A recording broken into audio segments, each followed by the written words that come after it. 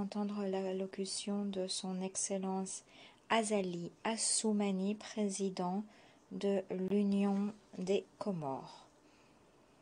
Je prie le protocole d'accompagner son Excellence.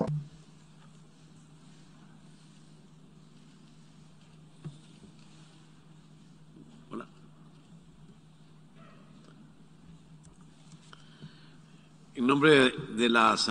Au nom de l'Assemblée générale,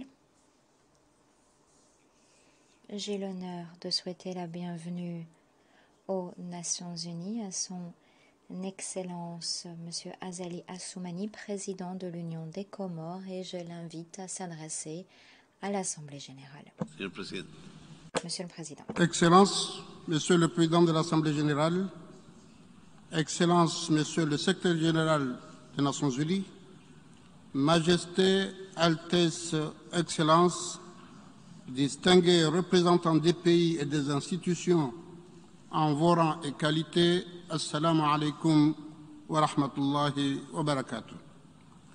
Je voudrais tout d'abord exprimer aux autorités américaines nos vifs et sincères remerciements pour l'accueil chaleureux qu'elles nous réservent chaque fois que nous arrivons dans cette belle ville de New York pour prendre part à ce grand rendez-vous annuel.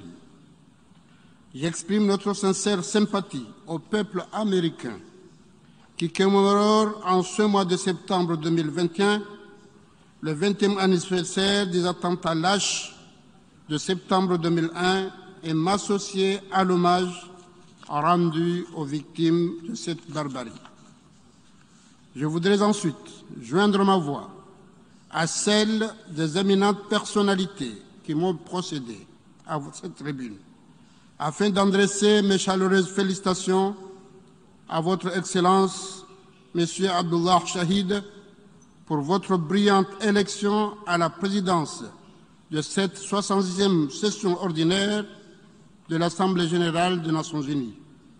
Ma délégation et moi-même est convaincus que vos qualités humaines et professionnelles pourront, dans le cadre de la présente session, être mises à profit pour le succès de nos travaux.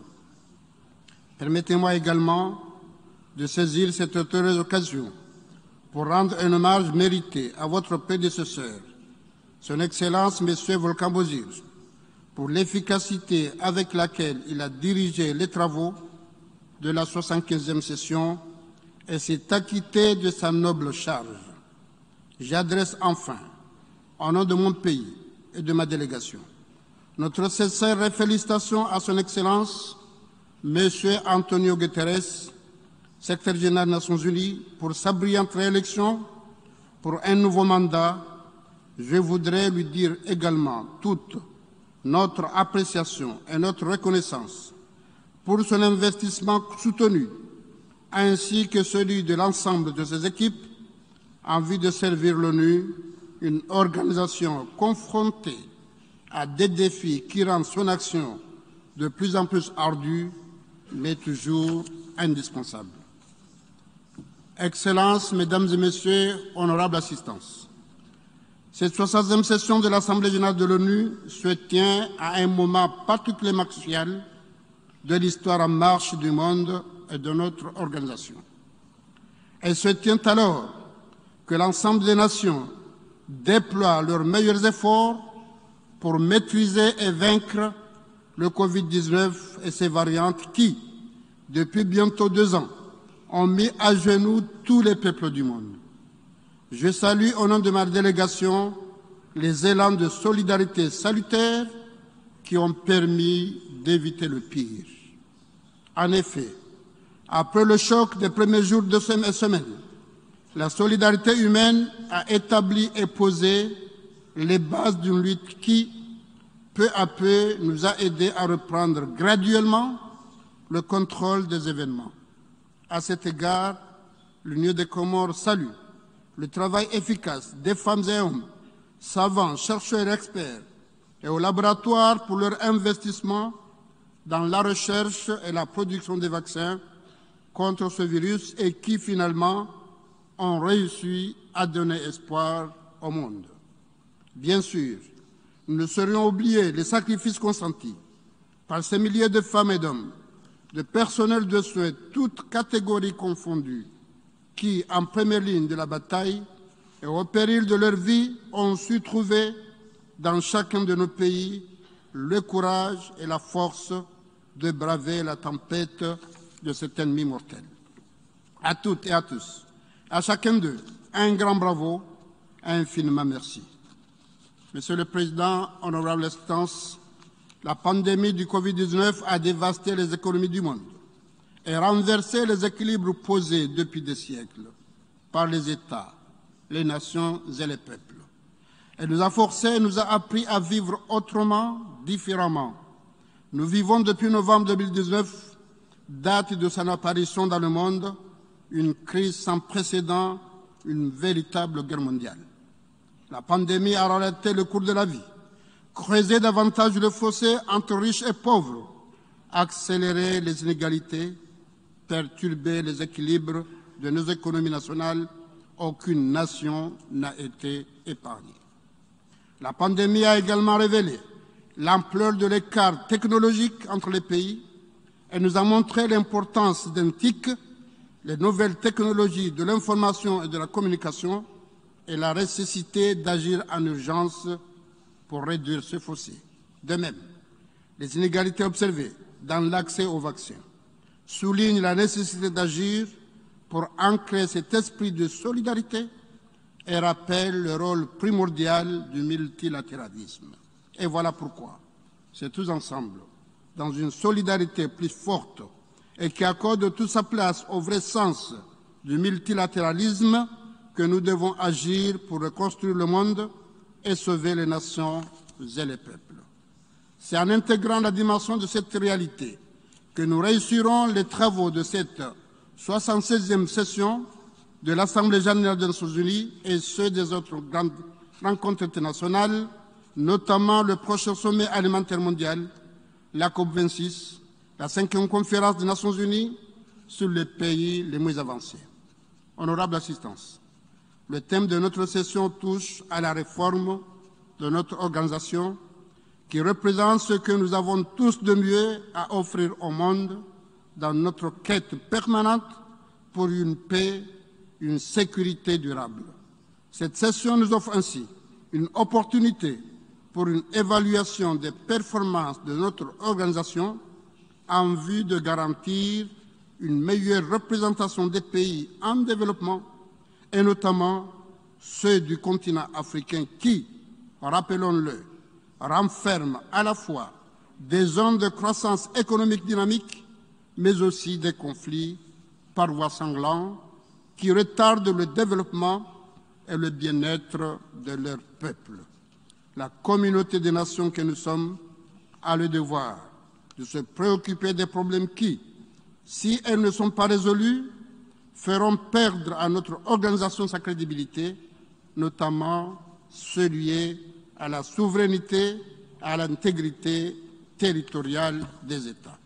Et je réitère ainsi, au nom de mon gouvernement et du peuple comorien de ma délégation, la nécessité impérieuse d'une solution rapide, juste et équitable à la question de la Palestine, une solution que consacre le droit du peuple palestinien à disposer d'un État souverain avec Jérusalem-Est comme capitale, vivant en harmonie, en parfaite santé et sécurité avec l'État d'Israël.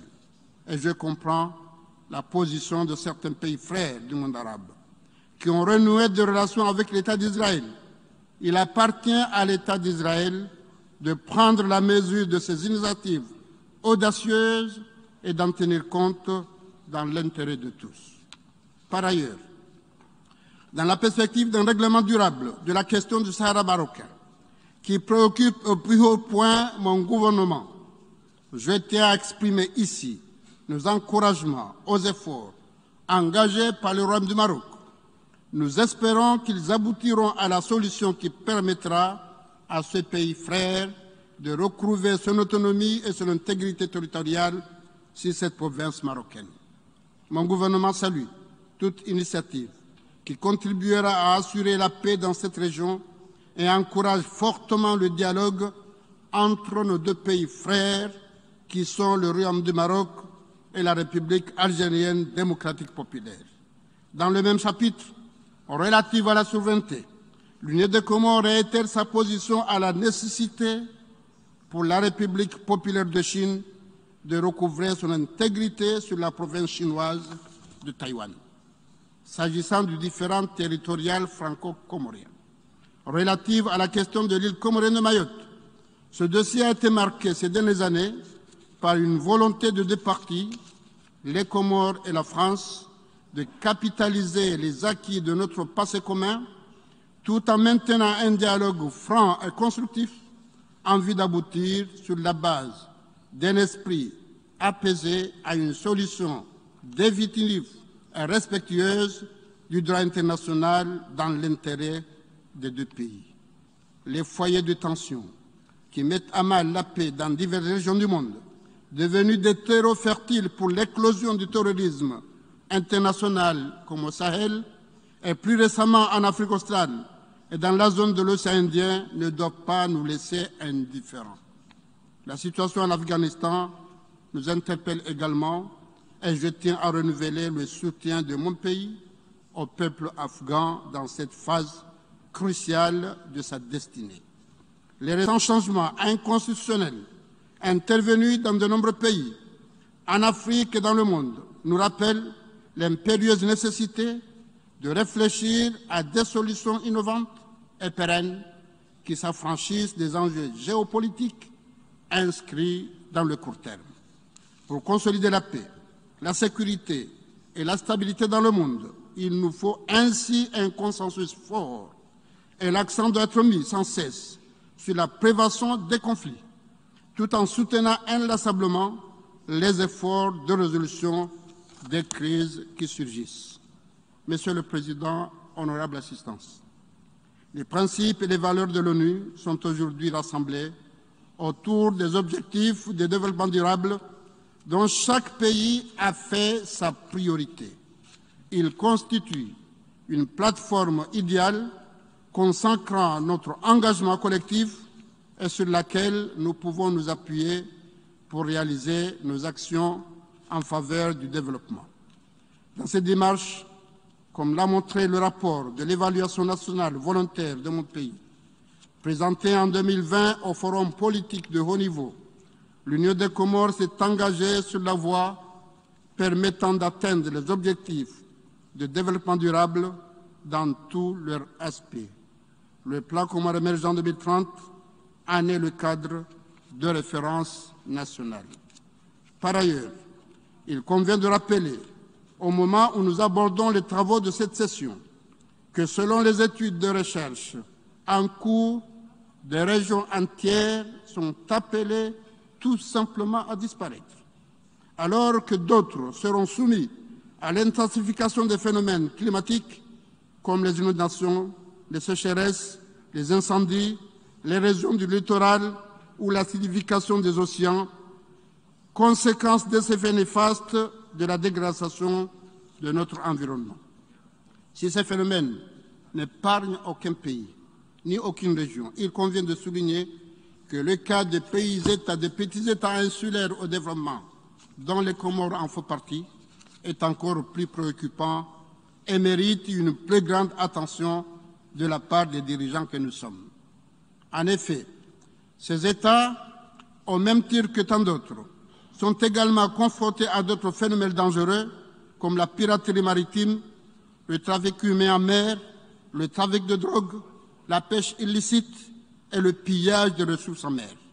Mon gouvernement s'associe à toutes les initiatives nationales et mondiales pour mener un combat sans merci contre ces actes barbares qui sont une menace majeure pour la sécurité de nos populations respectives. Et c'est pour cette raison que j'entends réorienter les axes stratégiques de notre diplomatie afin d'intégrer la dimension de la sécurité dans notre action géostratégique, notamment dans la zone du canal de Mozambique et de la région du sud-ouest de l'océan Indien. Cette nouvelle vision, qui nécessite l'apport des pays environnants et de nos partenaires au développement est devenu le socle de toute projection d'avenir dans cette partie du monde pour qui le développement d'une économie bleue durable et maîtrisée constitue un potentiel immense et vital. Honorable assistance, au niveau national, je suis conscient de la nécessité d'une stabilité politique comme gage d'un développement socio-économique pour lequel œuvre sans relâche mon gouvernement. La stabilité politique, la cohésion nationale sont chères à notre pays, car elles conditionnent toute initiative. Notre salut réside sur une société apaisée, soudée et en plus de plus en plus inclusive de toutes les couches qui la composent. Les fausses informations véhiculées ça et là par les réseaux sociaux et à travers les canaux fiables et non officiels n'ont d'autre objectif que de nuire à un climat serein au sein de nos îles et saper les efforts engagés pour l'émergence de l'Union des Comores.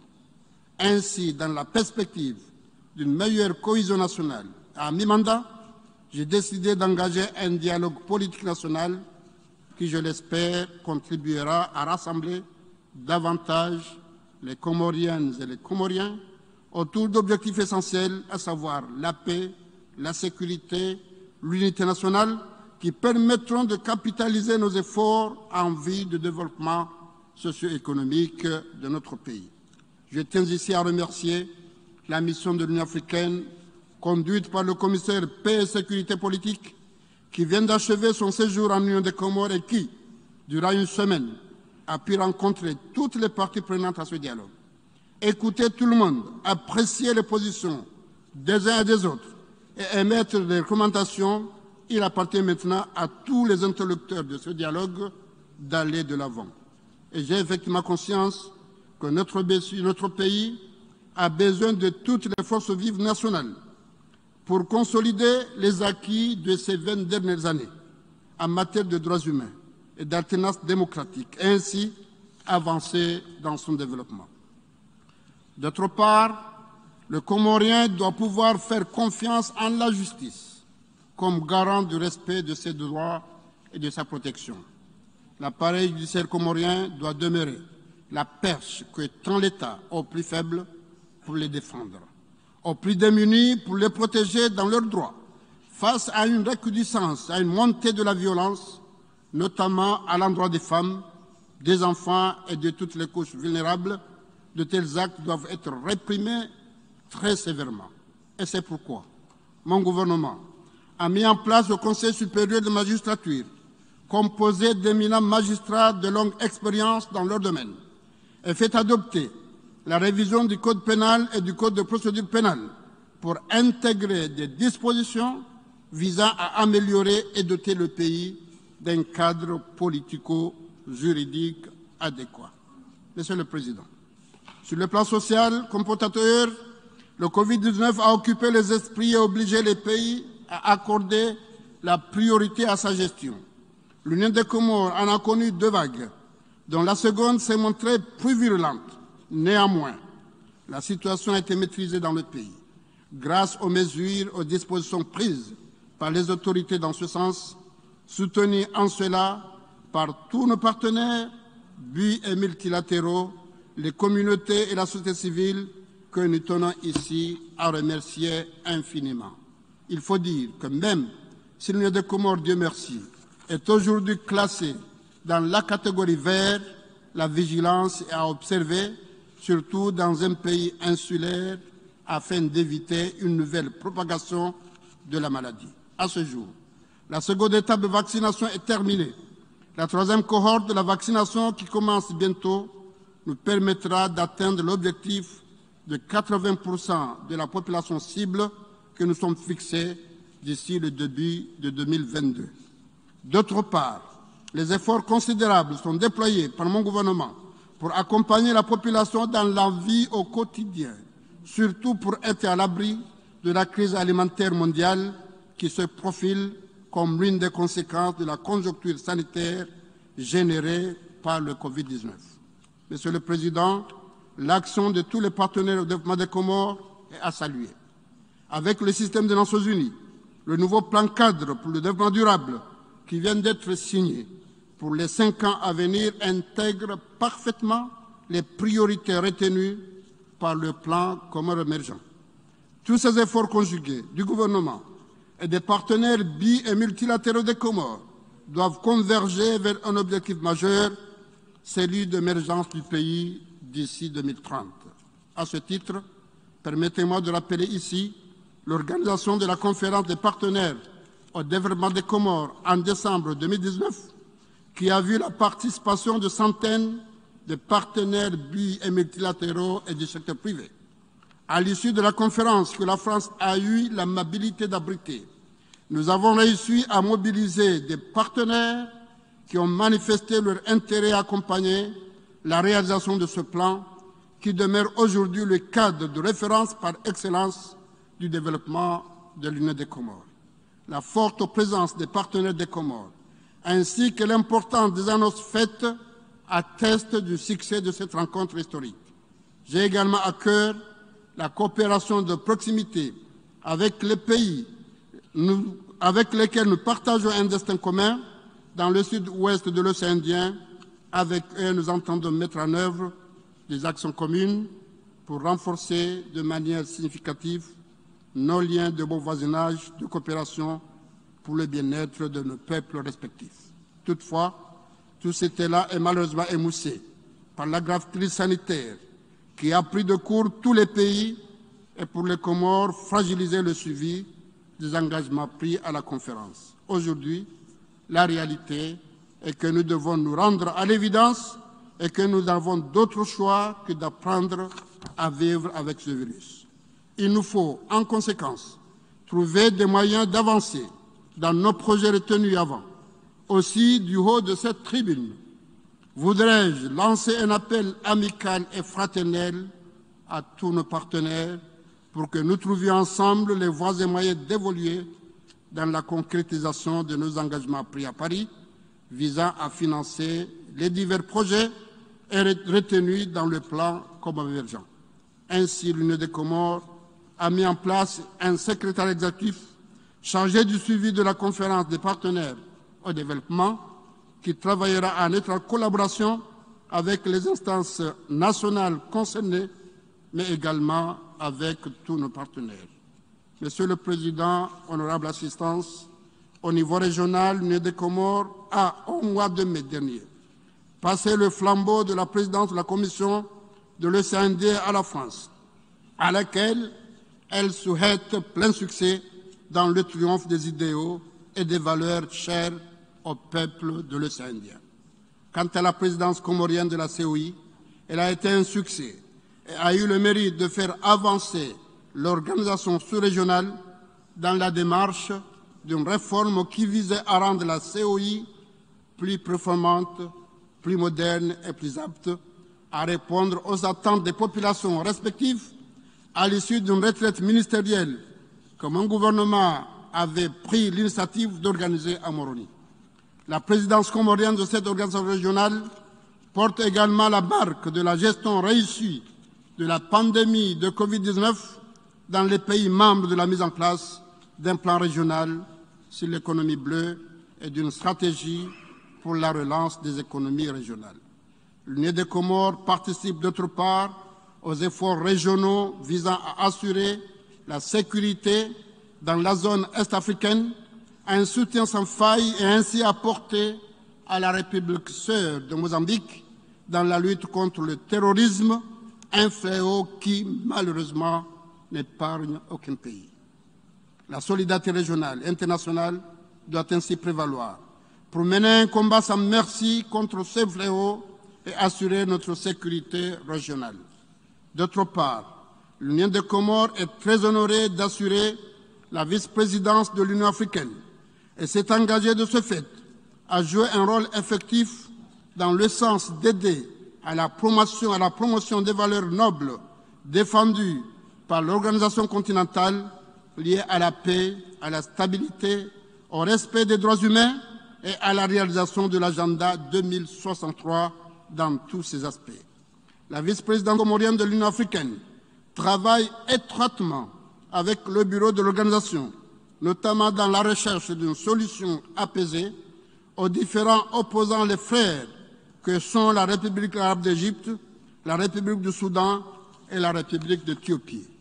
Excellences, Mesdames et Messieurs, notre présence chaque année ici aux Nations Unies est la preuve irréfutable de l'intérêt que nous accordons au multilatéralisme et de notre conviction sur le rôle majeur de cette organisation pour davantage humaniser le monde.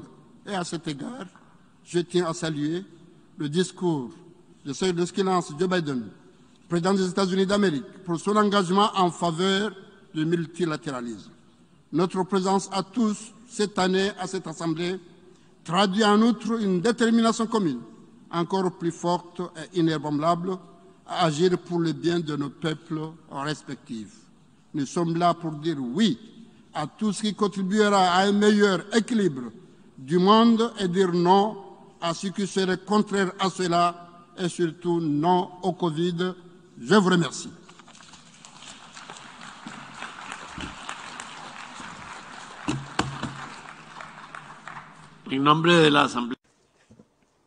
Au nom de l'Assemblée générale, je remercie Son Excellence Azali Assoumani, président de l'Union des Comores, de l'allocution qu'il vient de prononcer. Je prie le protocole de raccompagner Son Excellence.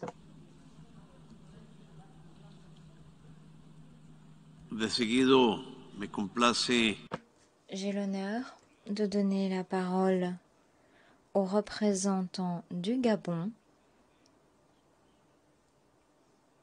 qui va présenter l'allocution du chef d'État.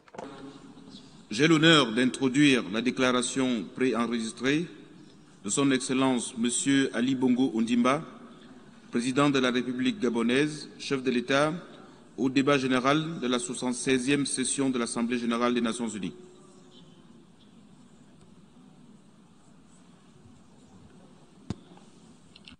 Monsieur le Président, Majesté, Mesdames et Messieurs les chefs d'État et de gouvernement, Mesdames et Messieurs les ministres et chefs de délégation, Mesdames et Messieurs,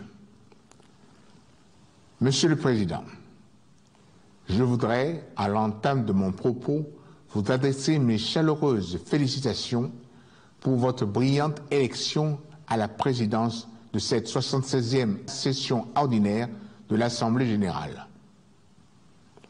Je me réjouis de l'espoir suscité par votre